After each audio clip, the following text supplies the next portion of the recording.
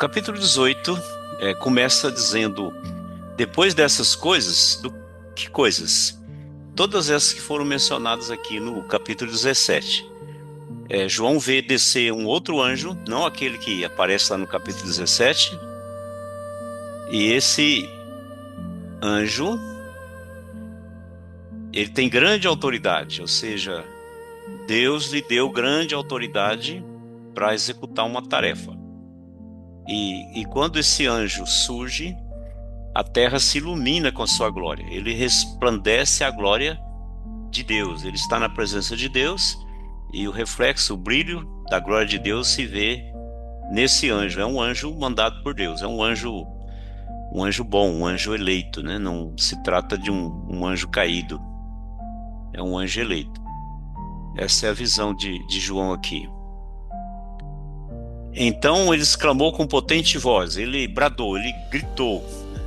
E ele está já é, dizendo como se já foi consumado, ou seja, a ordem foi decretada por Deus, e se Deus decretou, é como se já tivesse acontecido. Então ele já vem dizendo: caiu, caiu a grande Babilônia. Essa mesmo do capítulo 17. É tanto um falso sistema religioso, um ecumenismo das religiões, como também uma cidade, uma capital desse falso sistema religioso. Caiu, caiu a grande Babilônia, se tornou morada de demônios, ou seja, ela vai ficar desolada. Era uma crença comum na antiguidade que as cidades em ruínas, cidades abandonadas, era a morada dos sátiros, dos demônios. Demônios povoavam essas cidades, viviam por ali, né? Aquelas ideias, né, de lugar abandonado, assombrado, alguma coisa assim. Mas aqui é para dizer que não tem habitantes lá mais, né? Se tornou morada de demônios, vazio, né? E covil de toda espécie de espírito imundo, e esconderijo de todo gênero de ave imunda e detestável. Então, tudo que é abominável para Deus, tudo que é rejeitado por Deus, se tornou o lugar ali na grande Babilônia que caiu. Ele está prevendo que vai acontecer com a grande Babilônia, essa cidade. E a razão, porque todas as nações, que é representado por aquelas muitas águas que nós lemos lá no versículo 1 do capítulo 17, todas as nações têm bebido do vinho do furor da sua prostituição. Ela corrompeu as nações da terra com seu falso ensino, com a sua idolatria, com as suas feitiçarias, todo tipo de feitiçaria que existe nas religiões, nas crenças, se agregam a esse falso sistema religioso. E ela conseguiu corromper os reis da terra. Aqui está mencionando que as nações, através dos seus governantes, apoiaram esse falso sistema religioso. Ou seja, o mundo está preparado para um ecumenismo, né? A ideia de dizer que o Islã, o catolicismo, né, o shintoísmo, o budismo, todos têm o mesmo Deus, né? Todos caminham para uma mesma finalidade. Isso cada vez mais vai ganhar força. Então ela conseguiu embebedar todas as nações com seu falso ensino, sempre pensando num sistema religioso mundial, né? Lembra bem que na grande tribulação há um líder só, né, reinando sobre toda a terra, e um sistema religioso só também. E, e também tem um aspecto comercial. Ela lembra que esse sistema religioso é rico, tal qual a igreja de Laodiceia. Esse sistema religioso é pobre espiritualmente, mas é rico materialmente. E além de ter toda essa influência, aqui diz que os mercadores da terra se enriqueceram à custa da sua luxúria. Então, esse sistema religioso tem uma capital, e esse sistema religioso consome muita mercadoria de todo mundo, compra e vende, e os ex-mercadores se enriquecem à custa dessa luxúria. Então, notem a união de política, religião e comércio. E a gente está vendo isso aqui bem enfatizado ultimamente, né? A política, a religião e a economia, o comércio.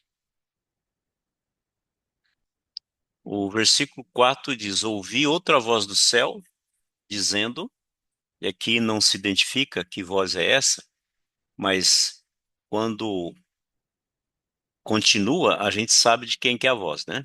Ouvi outra voz do céu dizendo: Retirai-vos dela, povo meu. Quem é que poderia dizer isso, né? Deus, né? Retirai dela, povo meu. Aqueles que me pertencem, aqueles que não pertencem ao besta, ao anticristo, saia dessa cidade. Então haverá povo de Deus ali naquela a grande cidade, por causa do comércio, né? Por causa da sua influência. Saia dela. Não no sistema, mas na cidade, né? Retirai-vos dela, povo meu, para não ser de cúmplice em seus pecados e para não participar dos seus flagelos. Ou seja, vai cair julgamento sobre a grande cidade e aqueles que são de Deus, eles têm que sair daquele meio, porque o juízo será derramado sobre a grande cidade. E a causa do juízo, dos flagelos que vão se derramar sobre a grande cidade, a grande Babilônia, é porque os seus pecados se acumularam até o céu. Aqui é uma expressão para dizer que um amontoado de iniquidade, de pecados, que chegou ao conhecimento de Deus, né? Encheu as medidas, assim como foi lá com Sodoma e Gomorra, quando passou do limite, Deus entrou em juízo, destruindo as duas cidades, ou na época antediluviana também, né? Quando passou dos limites, Deus veio e julgou com o dilúvio. E nesse período da grande tribulação, com esse falso sistema religioso, essa grande cidade da Babilônia, os pecados também passaram do limite, chegaram no ponto que exige um julgamento. E aí fala, e Deus se lembrou dos atos iníquos que ela praticou. Deus nunca se esquece, né? Então esse se lembrou aqui, está dizendo, agora Deus resolveu julgar todos os atos que ela praticou. E aí, idolatria, imoralidade, perseguição daqueles do povo de Deus, muita violência, corrupção, tudo isso está envolvido aqui nesse julgamento. Esse capítulo ele não tem muita dificuldade de interpretação, ele é mais descrição do que está acontecendo com Babilônia, ao contrário do capítulo 17, né, que tinha muitos significados de interpretativos. Aqui não, aqui é mais descrição. No versículo 6, a voz diz: dá-lhe em retribuição, ou seja, paga ela pelo que ela fez, né? Como ela também retribuiu. Ela perseguiu os santos, ela perseguiu o povo de Deus, então agora ela vai receber em dobro. Tudo que ela fez vai receber em dobro, segundo as suas obras. E no cálice que ela misturou bebidas, misturai dobrado para ela. Então ela trouxe grande sofrimento, perseguindo aqueles que são de Deus. Então agora ela vai beber do mesmo cálice, só que em porção dobrada. É como se fosse uma bebida mais forte, né? Com um teor muito mais forte. Chegou a hora do julgamento. O versículo 7 diz assim: o quanto a si mesmo se glorificou, ela se colocou acima de todos e viveu em luxúria, né? Luxúria esbanja, né? Esbanjar riquezas, né? E ter tudo aquilo que quer, né? E além, e ir muito além. Então, ela queria muito prazer, muito gastar muito, esbanjar muito. Dá-lhe igual medida, tormento e pranto. Troca todas as festas, todas as alegrias, todas as bagunças por pranto e tormento, sofrimento e choro. Porque ela diz consigo mesma, ela se orgulha e diz assim: estou sentada como rainha, estou assentada num trono, estou governando. Viúva não sou, ou seja, eu não estou sozinha, né? Ela, ela fez um casamento, uma aliança com os reis da terra. É, e política casando com religião. Pranto nunca hei de ver. Isso aqui é uma soberba dela dizendo: eu continuo no trono, não estou sozinha, e eu nunca vou sofrer, nunca hei de ver o pranto. Se engana ela, né? Porque a destruição, o juízo vem repentinamente. E o versículo 8 afirma isso. Por isso, em um só dia sobrevirão os seus flagelos. Então será um julgamento iminente, né? A queda dela é muito rápida.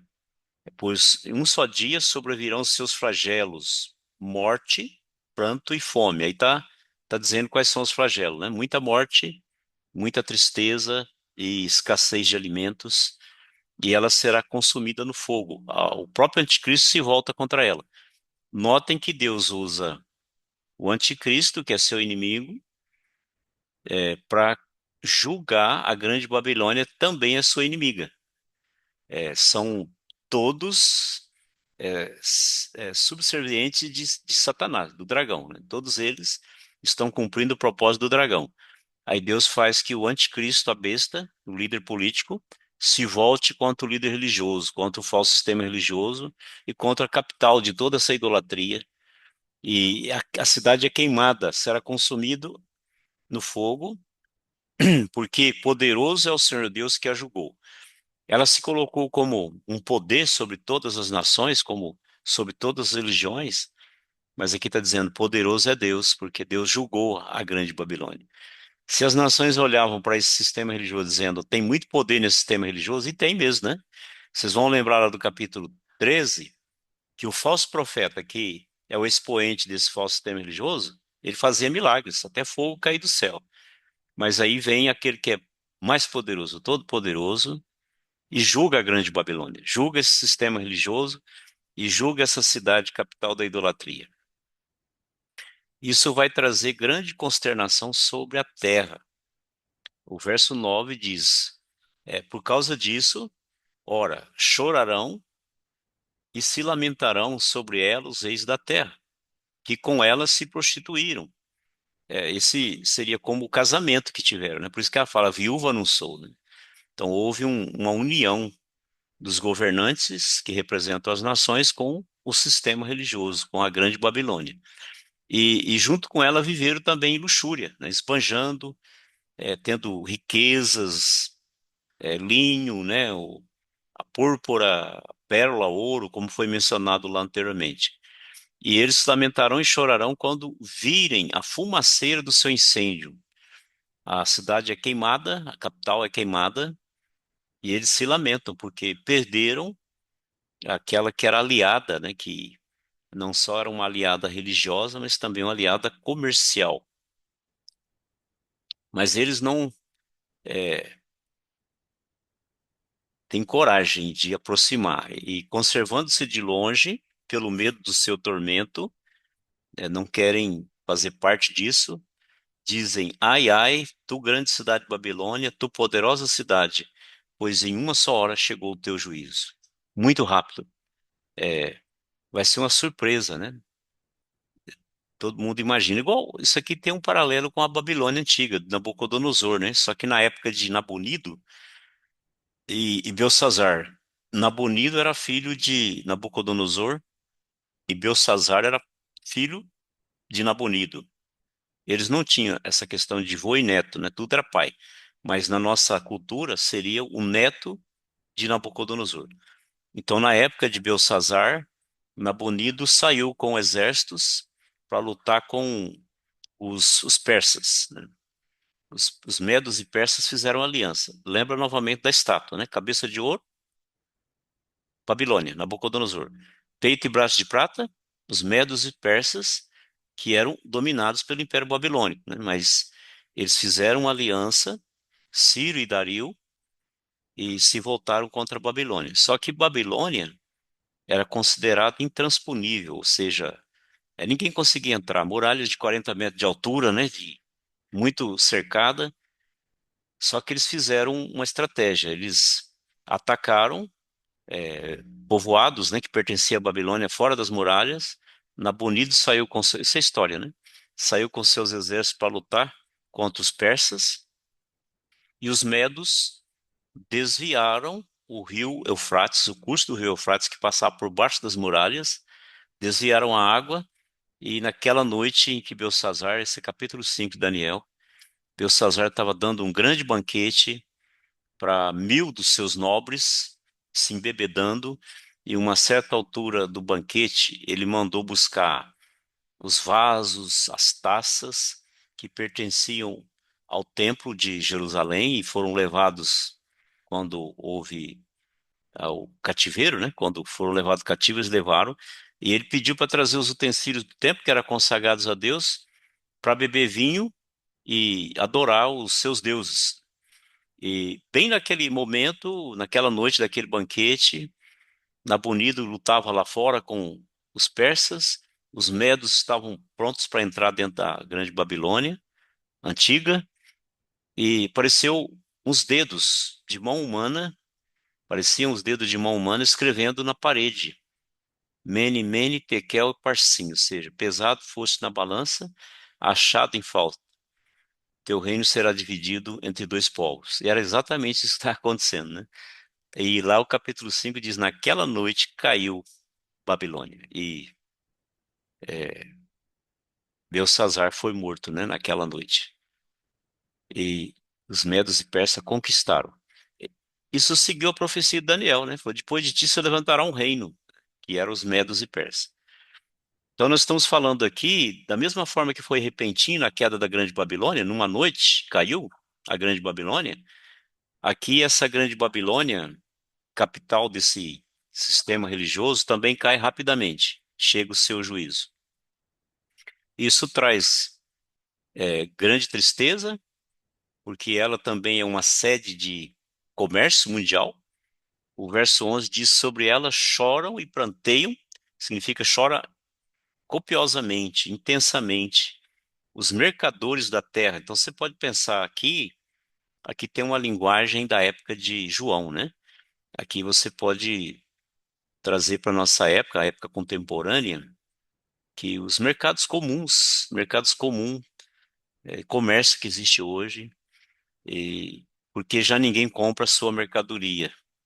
Ela foi destruída, foi queimada a fogo.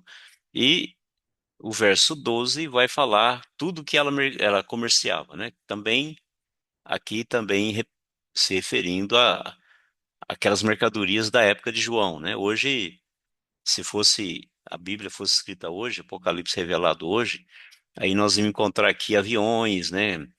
Carros, computadores, né? E tanta coisa da nossa época. Mas da época de João, as coisas valiosas eram mercadoria de ouro, prata, pedras preciosas, pérolas, linho finíssimo, púrpura, seda, escarlata, toda espécie de madeira odorífera, aquelas que queimam e sai aquela fragrância gostosa. Todo gênero de objeto de marfim, tudo isso tem valor hoje, né? Continua tendo valor. E toda qualidade de móvel de madeira preciosíssima, de bronze, de ferro, de mármore. Então tem aqui vários itens de comércio que representa a grande riqueza dessa cidade capital mundial de todo o sistema religioso que apoia o anticristo, a besta. E há uma interrupção nesse comércio, mas continua. Ela também vendia canela de cheiro, especiarias, incenso, unguento, bálsamo, vinho, azeite, flor de farinha, trigo, gado, ovelhas, cavalo, carros de escravos e até almas humanas. Olha só, né? Vendia de tudo, vendia até pessoas. Pessoas eram vendidas, tudo. Mas chegou o tempo disso cessar. O 14 diz: o fruto sazonado que a tua alma tanto apeteceu, aquilo que era tão desejável que você negociou, comerciou, vendeu e comprou, se apartou de ti, não vai acontecer mais. E para ti se extinguiu tudo que é delicado, esplêndido e nunca mais serão achados. Passou a época. Tudo aquilo que trouxe prazer, que trouxe fartura, enriqueceu, tudo é destruído em um pouco tempo, um dia só, né? Repentinamente. Isso traz um grande efeito no mundo. Os mercadores dessas coisas, que por meio delas se enriqueceram, conservar-se-ão de longe pelo medo do seu tormento, chorando e pranteando. Então, tal qual os reis, também aqueles que são responsáveis pelo livre comércio, lamentam, choram, mas não se arriscam, né, a se aproximar porque estão vendo o tormento que está caindo sobre esse sistema religioso, sobre essa grande cidade capital religiosa do mundo. E eles têm um lamento, dizendo: ai, ai da grande cidade que estava vestida de linho finíssimo, de púrpura, de escarlata, adornada de ouro, de pedras preciosas, de pérolas, porque em uma só hora ficou devastada a tamanha riqueza.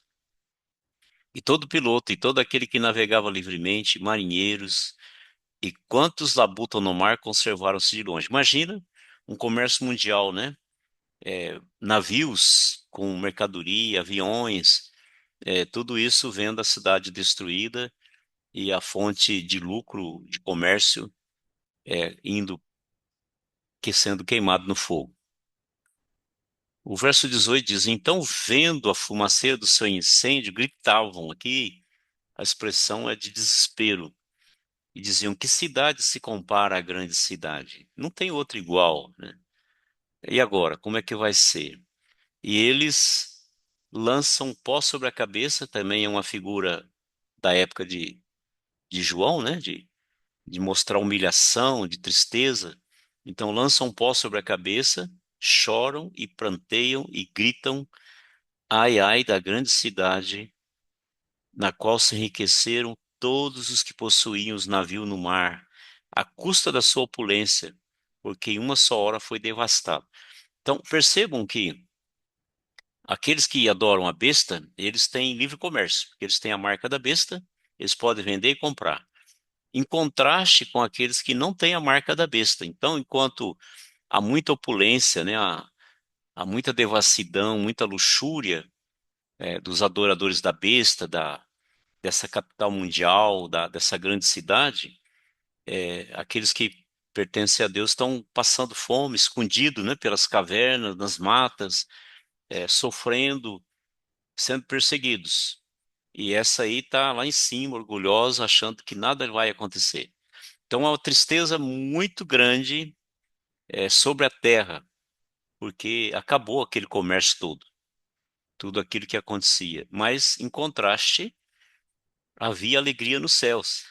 Exultai sobre ela, ó céus, e vós santos, apóstolos e profetas, porque Deus contra ela julgou a vossa causa. Aqui até uma referência a todos aqueles que sempre foram perseguidos em todas as épocas, mas também aqueles mártires da grande tribulação, que foram perseguidos por esse sistema religioso, amando do anticristo e desse líder religioso. Eles estão exultando, porque agora chegou o momento da vingança, chegou o momento do juízo. E esse caiu sobre a grande Babilônia. Aí o versículo 21 tem uma expressão muito enigmática, muito significativa. Um anjo forte, ele levanta uma grande pedra, como aquela pedra de moinho que usava para trilhar o trigo, a cevada, né? Aquela pedra que era rodada por bois ou até por pessoas, debulhando, né? O trigo, o milho, aquela pedra de moinho pesada, o anjo vem com ela e joga no mar, afunda, né? Assim com o ímpeto será arrojada a Babilônia, um símbolo dizendo que acabou, né? Afundou a grande Babilônia. Nunca mais será achada. Uma pedra jogada no oceano, ela vai para o fundo. Assim acontece com a grande Babilônia. E com isso cessa toda atividade, toda alegria. E a voz de arpistas, aqueles que tocam harpas, de músicos, tocadores de flauta, clarins, aqui está se referindo às festas, os banquetes que haviam, muita festa nessa cidade, que tinha muito dinheiro, né? Tinha muita fartura, muita luxúria, mas isso tudo vai silenciar. Ninguém vai tocar harpa, ninguém vai tocar flauta, ninguém vai tocar clarim, não se ouve mais. Também não haverá artífice algum de qualquer arte. Então ali é um centro, né, da arte secular, de tudo que se quer se acha ali, não se achará mais. E também em ti jamais se ouvirá o ruído da pedra de moinho. Aqui fala de fabricação, né? De produção. Não haverá mais nada também, né? Não, cessou também toda atividade. O verso 23 diz: Também jamais em ti brilhará luz de candeia, porque não há nenhuma casa, não há luz ali, nem voz de noivo ou de noiva, não tem mais casamento. Os teus mercadores foram os grandes da terra, porque todas as nações foram seduzidas pela tua feitiçaria. Notem que esse tema religioso, ele vai além da mera religião, né, da idolatria. Ele vai para a feitiçaria, ele vai para práticas ocultas. É, imagina, né, uma bacia com todo tipo de credo, né, de baixo espiritismo, alto espiritismo, filosofias, essas seitas que existem, tudo junto. Então ela seduziu o mundo todo com essa gama de ofertas do seu cálice, né, que embebedou as nações. E o verso 24 fala a culpa dessa grande Babilônia. Nela se achou, nesse sistema religioso, representado por essa grande cidade, que é uma capital, se achou sangue de profetas, de santos e de todos os que foram mortos sobre a terra. Então está sendo uma cobrança de toda perseguição, toda matança, todo martírio que esse sistema religioso ocasionou. A gente pode entender isso proporcionalmente, pensando em países fechados. Vamos pensar aqui na Coreia do Norte, né?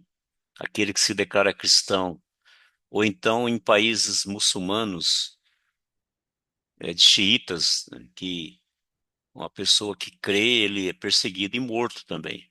Então, agora imagine isso em amplitude mundial, o mundo todo, né?